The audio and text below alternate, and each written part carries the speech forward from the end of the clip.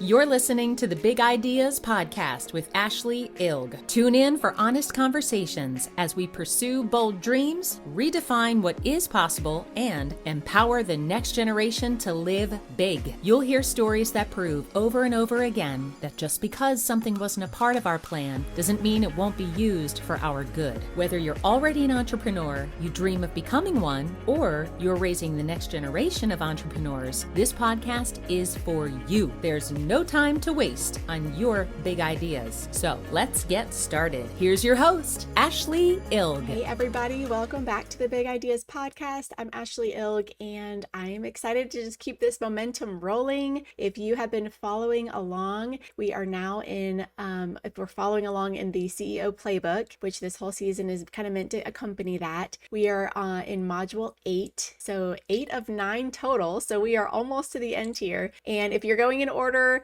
the last episode, we just finished our test launch of our product and our business or service. And if you finish that, then we are ready to do this whole module, which is going to be all about delivering it and making your business official. So we are literally we've gone from, just figuring out what your big idea was, to building that CEO mindset and that growth mindset, to building your brand, to coming up with a full business plan, understanding your profits versus your expenses, coming up with an entire marketing plan, of course, doing that test launch last episode. And now we're here to just figure out how to make it official, delivering it, always improving. And this episode is going to be all about just making your business repeatable, scalable, and just the best version of it. So let's dig in. The first thing is, if you were, like I said, if you've been following along and you did that test launch like we did just here recently, then you know you figured out if you want to deliver your product in person, if it's best to do it online and have a shipping service available. If you want to attend those local markets like Kids Business Day and other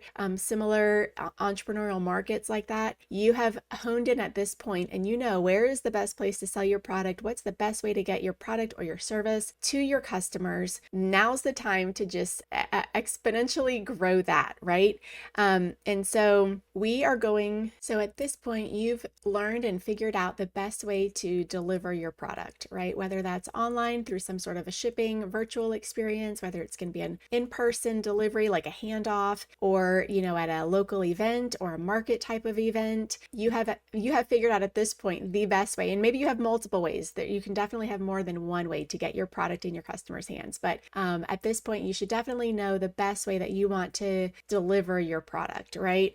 And so with that delivery, you want to make sure that from this point on, we are always open-minded to improve. We're always looking for ways that we can do things better, not just in terms of improving your product, but also improving your customer's experience, improving that follow-up process that you have. And so that starts with right now, right? With the delivery of your product. And so you want to be making sure, are you using clear communication from start to finish? Do the customers know exactly what they need to do, what's expected of them, when they're going to get their product, what they should do after they get their product? Like, does their product need instructions if it arrives to them? Do they need to do some sort of maintenance after they've used your service? All of that communication is super critical to have in place at this point for sure. So besides clear communication, did your delivery happen on time? If it was something that was being shipped, was the shipping true to what they were expecting, to what you promised? If it was something in person, did you actually get it to them when you said you would? If it was at a market event, did they walk away with it, or was there some sort of extended time period that they would be expecting it? And was that delivered on time, right? That's so critical from the get-go. And of course, how was the quality? Was it as they expected? Was it as you promised? Was it as the claims were suggesting that the quality of the product or the service would be, right? Did the promises match their expectations or hopefully exceed them, right? This is the time to make sure all of that is coming together and you're improving all along the way, right? And like I mentioned in the last episode, we're not here seeking perfectionism to the point of just being paralyzed and not being able to move forward. There's always that grace to learn and improve. But again, just that clear communication, offering the best quality we can, making sure that everything that's in our control to get it to them on time as we've promised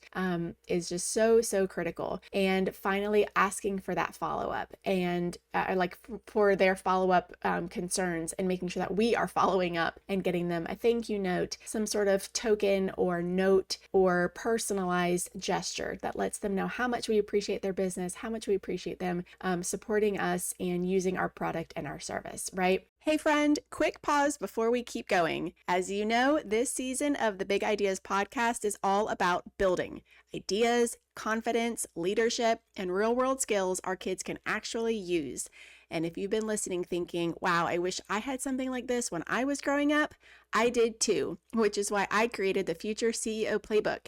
It's a hands-on guide designed to help kids think like problem solvers, build and test ideas, understand money, communicate clearly, and take initiative with faith, purpose, and creativity at the center. You can order the spiral-bound workbook at ashleeilg.com or the paperback version on Amazon.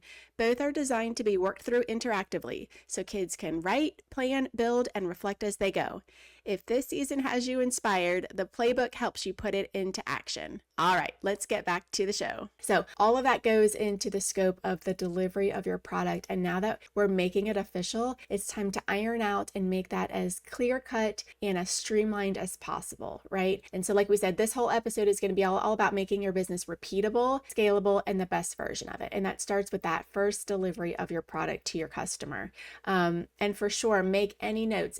Are there things to improve? What can we do better next time? And at this point in your business, there should definitely always be ways to improve. Even 10 years from now, you should still be finding new ways to improve your product, to serve your customers better, and to just stay ahead of the game. So that's first things first. Another piece that I'd love to talk about in this segment is what I call planning for the what ifs, right? Because inevitably things are going to come up that you were not expecting, and knowing how to handle them and planning for some of those unexpected situations is so wise to do that from the get-go. So some scenarios might be, well, what if your customer doesn't like the product? They just, it wasn't what they thought, or it doesn't fit, or it's just for whatever reason, just genuinely, they're not happy with the product, and there's really nothing you can do to improve it. It's a preference thing, and it's not the time to make it personal and get offended or anything like that, but we do need to know what we're going to do. Do we accept returns? Do we offer refunds? Do we offer a 50% refund after a certain time period? You can look at other products out there, other business offerings out there for returns and replacements or refunds, and just figure out what is your plan for when your customers they're not happy with the product and nothing you can do can make them want to just keep it. So we need to figure out, how will you respond to them? What will you offer them? Is a refund adequate? Is a replacement maybe in a different flavor, color, shade, size, day of the week? Is there something that can make them want to keep and support your product or your business in another way? I would definitely steer you towards finding some way that they could still stay connected with your business, maybe with a different product, a different version of your product or service. A refund, I would say, was maybe the last resort, but by all means, find out what would make the customer happy. I think too, just from my experience in the retail world with our business, I've learned that it's a really powerful question to ask your customer. What would make you happy in this situation? Because maybe they don't want their money back. Maybe they just want to be heard. Maybe they just want to be somebody that you trust their feedback and they give you just honest feedback, and that's all they really want. They just want to be heard. They just want to be acknowledged that this product was not ideal for them, and they're fine. Like, no hard feelings. They're good. And so before you jump through a ton of hoops or offer what actually isn't going to make them happy, just take a minute to ask them, what would actually make you happy in this situation? I'm here to make you happy, and I want to do this the best way possible. So figure out, what is it that you're going to say? How will you respond? And what are their options going to be if they're not happy? That's probably one of the most important ones, I would say, to be prepared for, the what if scenarios. So the next one would be almost the opposite. What if they love your product and they want a lot more of them, right? Are you prepared with your inventory? Are you prepared to add a lot more if it's a service to your schedule right now? Be thinking about best case scenario, they love it and they want a ton more. What are you going to do? Are you prepared? And if not, how can you prepare?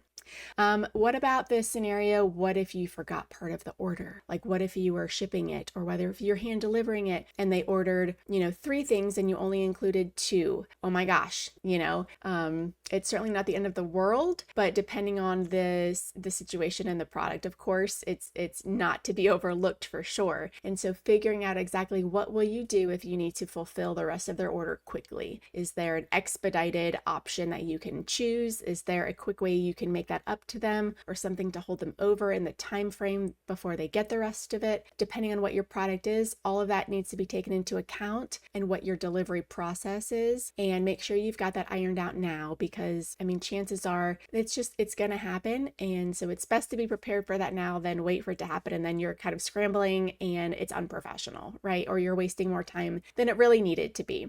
Another common what if scenario to plan for would be, what if somebody leaves a negative review, right? Like on a Google review page, somewhere public that other people can see it, right? Because you want your reviews, that word of mouth advertising, like we talked about in that marketing segment, is hugely valuable. But there's always a chance, because you can't control what other people are going to say and what their experience is. What if they do have a negative review? How will you respond? And I will say again, from my experience in the retail space as a business owner, not responding is worse than anything. So if somebody does have a negative review, if somebody did have a negative experience with your business or your product, the number one thing to do is definitely to respond. Don't be overly defensive. It's not the time or the place to get argumentative over like an online platform, like I mentioned, Google reviews. If there's any way to reach out to the person personally and have a one-on-one conversation with them and figure out what it would take to make them happy and to turn their negative review into a positive one, by all means, this is your chance to go above and beyond to create that experience that differentiates you from the others that would just, maybe brush off their feedback or their negative experience, and really treat them with that respect and that courtesy, that it matters to you that they did not have a great experience, and that anything that you possibly could do, you're willing to do. And you never know, they could remove their negative review. They could replace it, of course, with a 5-star review. That would be ideal. But at this point, it's super important to have some sort of response prepared for those situations, because chances are, if you're in business for more than, a day, you're probably going to have somebody that's not super excited about it and they're going to share it. So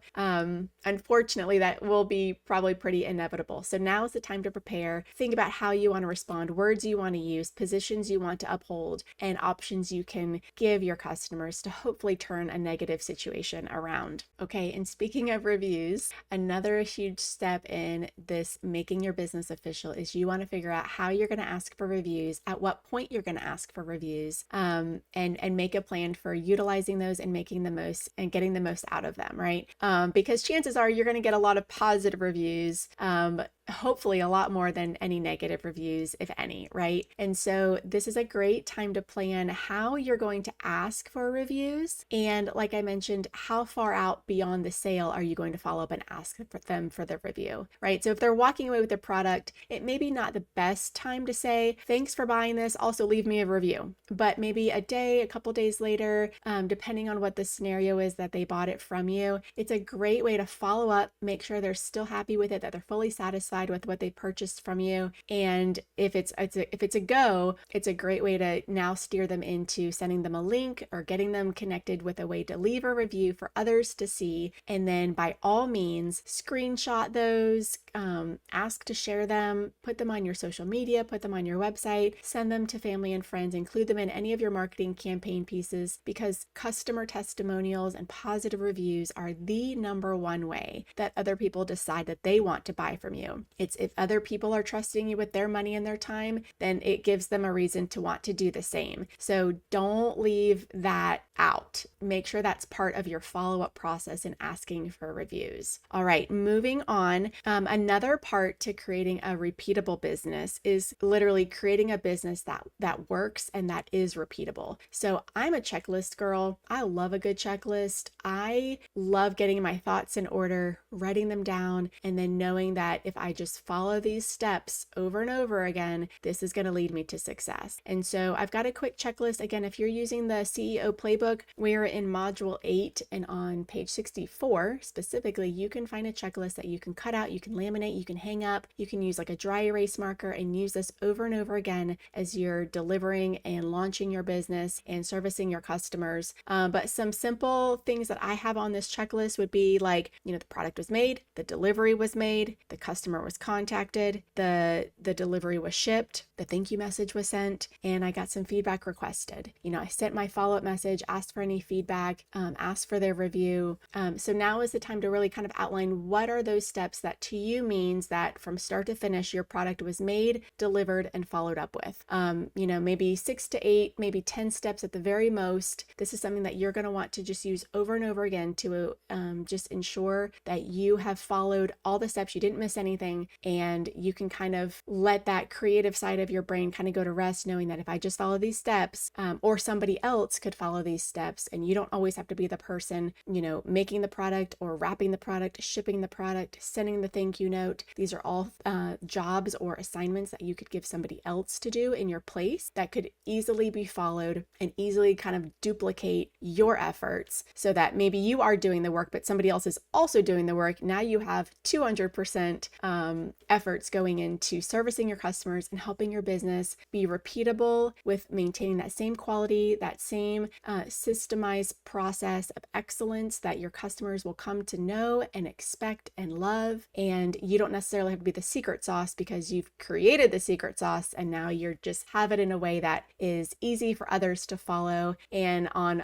a day that you just have a lot going on, you don't have to put all the brain power and you can literally just check, followed my steps. This is going to be golden. This is going to work. So creating that checklist is hugely valuable. Okay. And so when that process and that system is really set up and in place and your checklist is kind of ironed out and ready to go, really the only thing left to keep doing is just keep looking for ways to improve. I know I've said it a million times at this point, but the idea of improving your product, improving your business process, improving your customer experience, making it more streamlined and simple, it never gets old. You'll never run out of ways to do that, right? At least for a long time. And so just constantly asking yourself, what did I do well? What worked? What could be made smoother next time? Did the customer mention anything I should change? Did I even ask my customer if there's anything I could change or do better?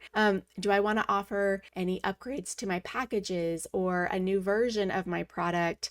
Is there anything in this process that seems to be a little redundant or not as efficient as it could be? This is the time now to just continue looking for ways to improve, taking note of what worked, what didn't work, and any feedback and suggestions that you're getting that you never want to ignore those. You always want to be looking for ways to improve and keep those sales going, keep those repeatable sales going. And another way to do that is by adding a surprise gift, a surprise thank you. Maybe your customers ordered something from you in the summertime and now the holiday season is upon us, right? And so maybe you can do some sort of a small gift or just a message that just kind of ties in your business again, ties in a special holiday message, and also thanks them again for their support back in the summer, and that you just, you hope they're enjoying your product or that your service was still so beneficial to them. Some sort of personalized surprise gift, right? They're not expecting this. You've done everything you said you would do with their purchase and more.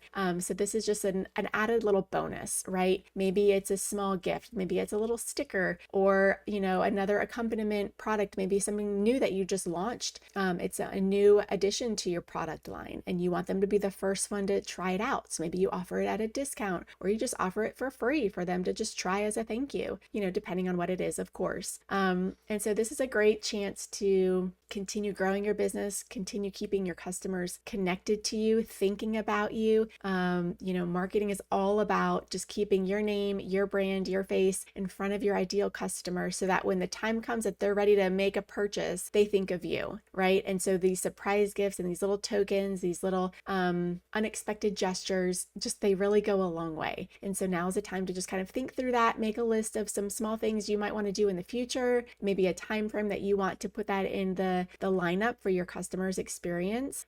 Maybe there's a certain time frame that they should use up all of the product that they purchased from you. And so that's a great milestone to mark that, after 30 days or 90 days that they've been using whatever, or they had an occasion to use your product or your service. And then there's a time frame that makes sense for you to get back in touch with them. And a gift around that time would be so valuable. So be thinking of all that as you're launching your business and as we're making this official. And really your homework for this series is going to be to complete at least 3 sales in a row.